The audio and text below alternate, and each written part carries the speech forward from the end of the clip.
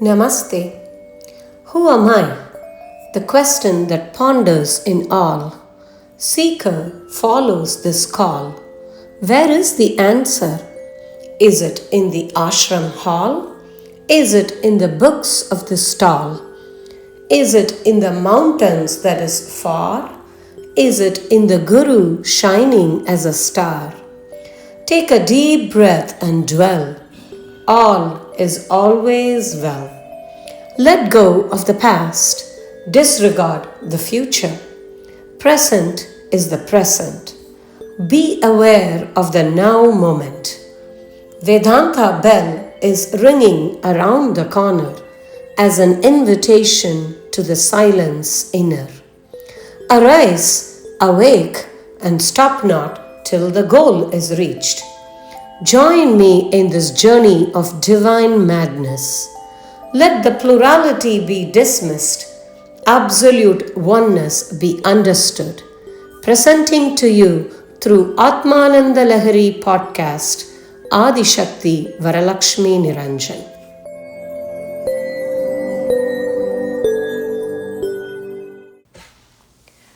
Om Sahana Vavatu Sahanau Bhunaktu Sahaviryam Karavavahai Tejasvinavadhitamastu Mavit Vishavahai.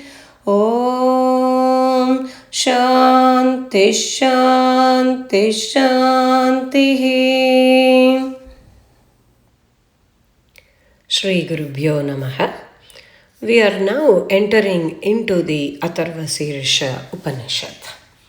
We did the Shanti mantra in the previous episode.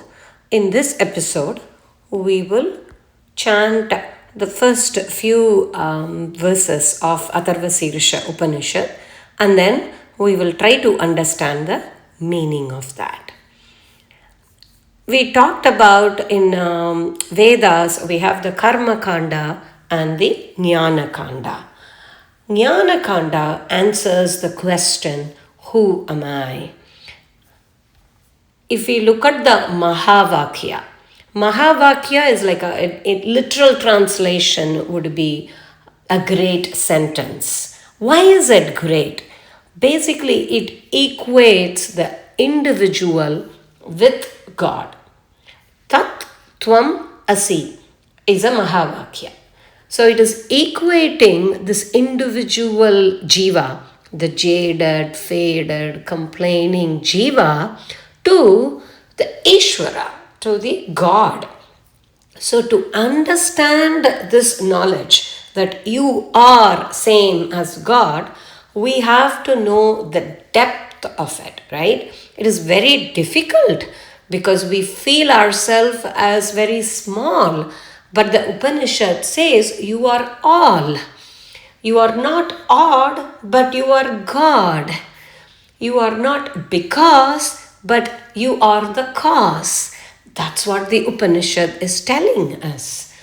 This knowledge enables us to see that there is this intelligence, the cosmic intelligence, which make everything function.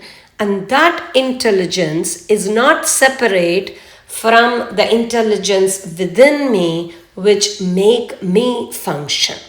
So the chit in me, the sentience in me, is the same chit that shines through all names and forms that I see in the world. And it is Ishvara. So in essence, you are Ishvarizing the entire universe, and then finally you are equating that intelligence to the intelligence within you. So the objectives of studying Atharvaśīrṣa Upanishad, if we want to summarize it, first is how to ask for protection. The fearful, the tearful jiva want to get away or want to remove all the fear and the anxiety, and how even you can ask for the protection from God. That is one thing, first step. And then how to allay decrease the anxiety, remove the anxiety and fear. How to manage pain, anger, sorrow, the kama, krodha, mada, matsarya, all that 6 enemies. We have 6 enemies within us. Kama, krodha, moha, lobha, mada and matsarya. Matsarya means jealousy. And all these enemies, these are the asura gunas. The asura is not outside. The asura gunas are all within us, and how to remove them and make the good gunas, the deva gunas to flourish. How to have more of Ishvara, expressing as outside, as the jiva. That is what we are actually going to ask for the prayer. I want more of you and less of me, that complaining, that mean self of me, less of that. And then the last step would be how to completely take away that alienation and be part and understand that you are whole. You are not separate from the whole. You are not separate from the Ishvara, and that is the last step, to understand that you are that non-complaining Brahman. How can we do that? So first, the complaining individual, the jiva, is made to understand that they are the non-complaining Brahman by understanding that Ganesha, the Ganapati, is in all forms. We talked about the form of Ganapati in the very first introduction. He is, we think of him as the elephant-faced deity. But here, the Upanishads and Vedic text, when they refer Ganapati, the Ganas, the one that protects or transcends the body, mind, sense complex, that is the Ganapati they are talking about.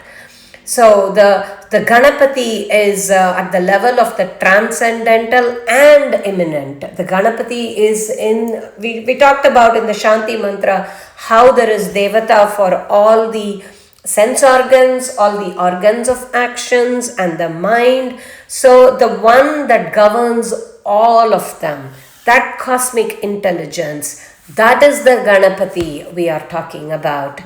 And so now you can see we are slowly transcending that elephant god deity, that form, to the formless, the Nirguna Brahman. And that is where this text will take us. So we talked about the Shanti mantra, the Bhadram Karunebi, in the previous episode. So now we will get into the actual Atharvaśīrṣa Upanishad. Namaste Ganapataye Tvameva Pratyaksham Tattvamasi Tvameva Kevalam Kartasi. That's how the first couple of lines goes. So let's first understand those. Namaste Ganapataye. Gananam Patihi is Ganapataye. Gananam. What is the Gana? Gana means groups. So everything, if you think about it, if scientifically when we talk about plants, animals, reptiles, humans, mammals. That is how we classify, right? Here we can also say in our body we have groups: sense organs, organs of action. And so the one who is the overlord of all the groups, including this body, where there is sense organs and organs of action, and including the universe, where there are the different creatures, the animals, the humans, plants, and then we also have the actual universe, like rivers, mountains, landscapes. You can include all the groups. So the one who's the overlord of all the groups, to him my salutation. My salutation to the Lord of all groups. That is how this text is unfolding. Namaste Ganapataye. This is about that infinite knowledge. So we are talking about the cosmic intelligence that is the reason for this universe to be. And then it moves on to this intelligence is manifesting in many names and forms. At the same time, it is not outside of this form. So that's why it is immanent and transcendental. And I, namaste, namaha means I surrender. I surrender to this Ganapataye. Then the next one is Tvameva pratyaksham tattvamasi. So, Tvameva pratyaksham, you are only pratyaksham, you are right in front of me. And then tattvamasi. First we have to know what tattvamasi is, right? It is one of the Mahavakya. What makes the sentence great? Because it is a great sentence, we say. Because it equates the individual jiva, the tvam, to tat. Tat is the whole, the truth. And asi means it is equating.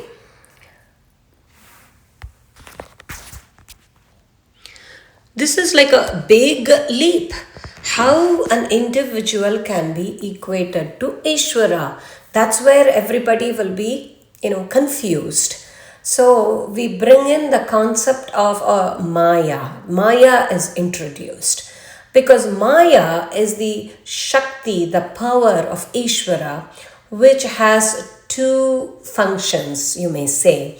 One is Avarana, which is the hiding or concealing power, and then the other one is the Vikshepa, which is the projecting power.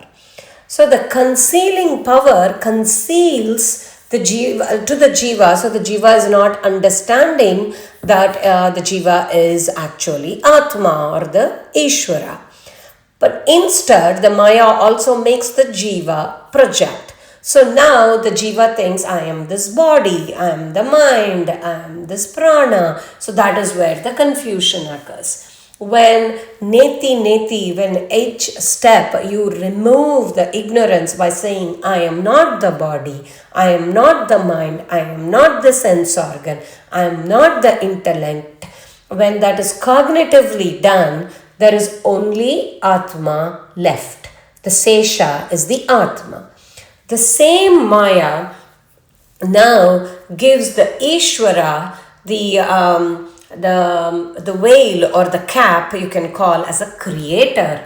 So now Ishvara is the creator of the universe. So what actually translate as ignorance in Jiva is now translated as all knowledge for Ishvara.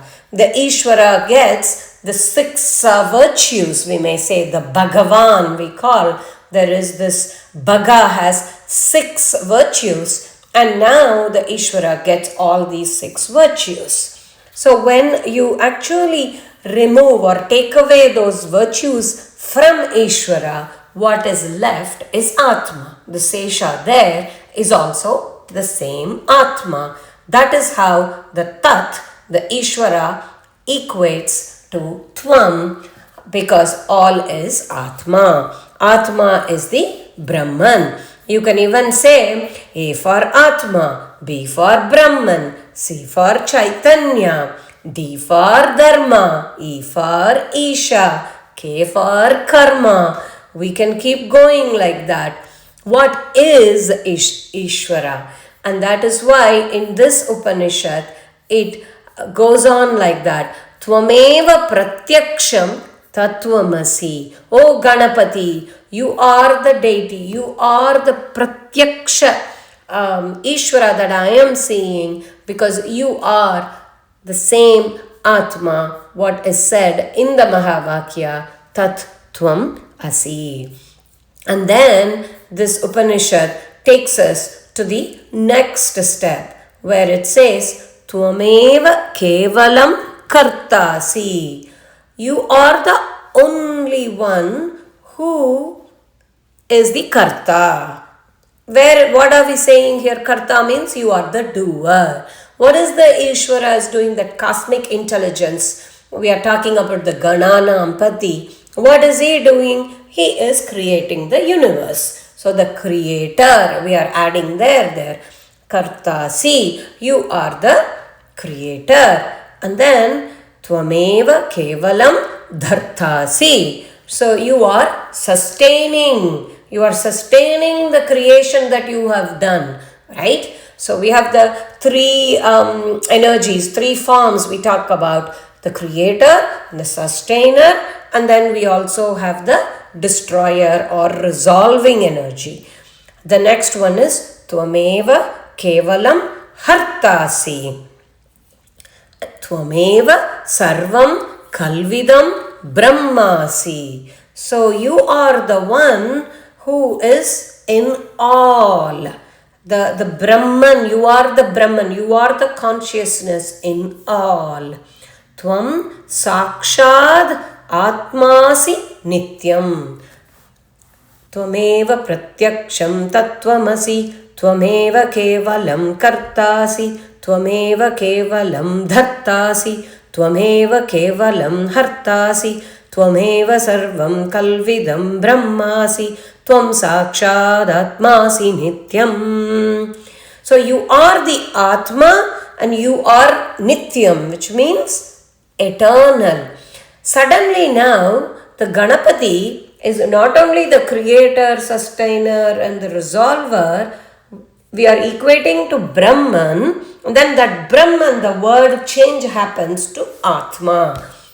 That's why we have to understand all of them, that A for Atma, B for Brahman, I for Ishvara, all are referring to the same. Otherwise you can be confused here. You may be saying, oh, I was thinking Ganapati is the elephant god, but then Brahma is the creator, and then Vishnu is the sustainer, and then Rudra is the destroyer. Where is this coming? See, those are all forms. And we just put the Devata, give them a name and a form. But ultimately, that cosmic intelligence, which is the essence, which is the only source, and that is the, we call Brahman. Brahman and Brahma, people get confused. Brahma is again given in the context as a storyline, but Brahman is the only source. We go to the top.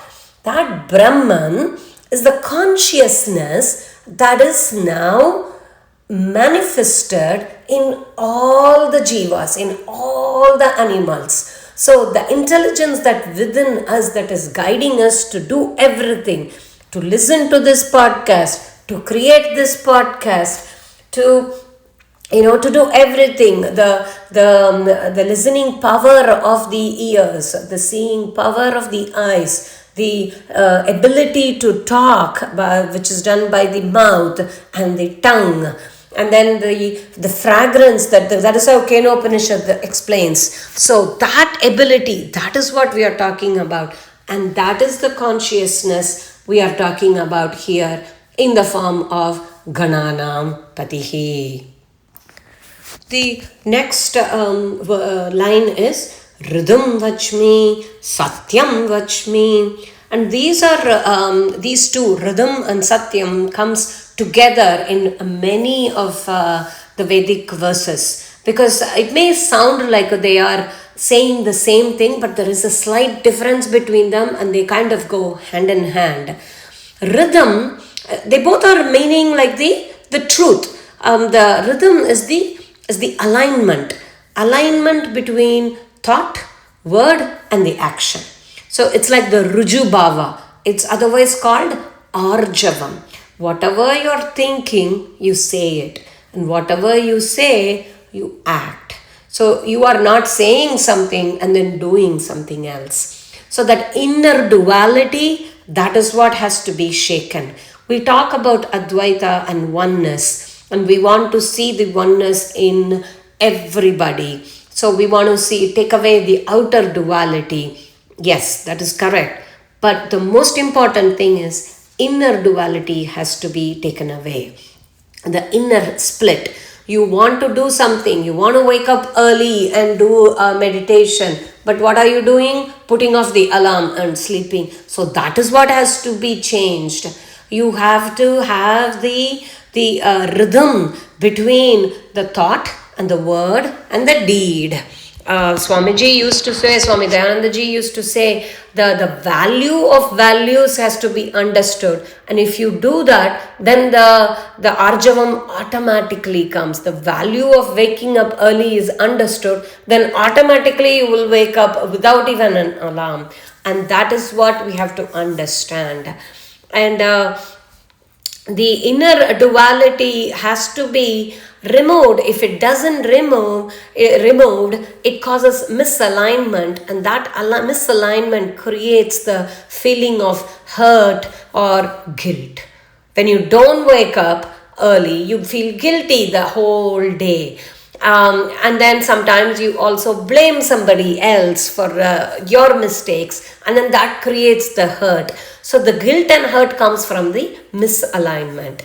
And the first and foremost is aligning internally between the thought, word, and the word and action. And the other way this rhythm vachmi, satyam vachmi is explained is, satyam is the absolute truth, which is where that Brahman is. It's the absolute truth.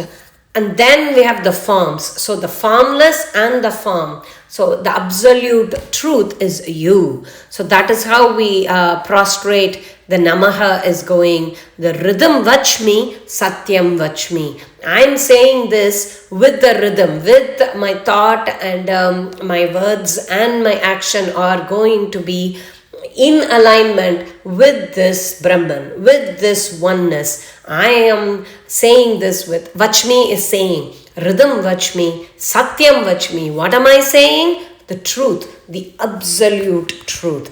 That is what I am saying. That is the underlying reality. And that is what I am prostrating to, Namaha to.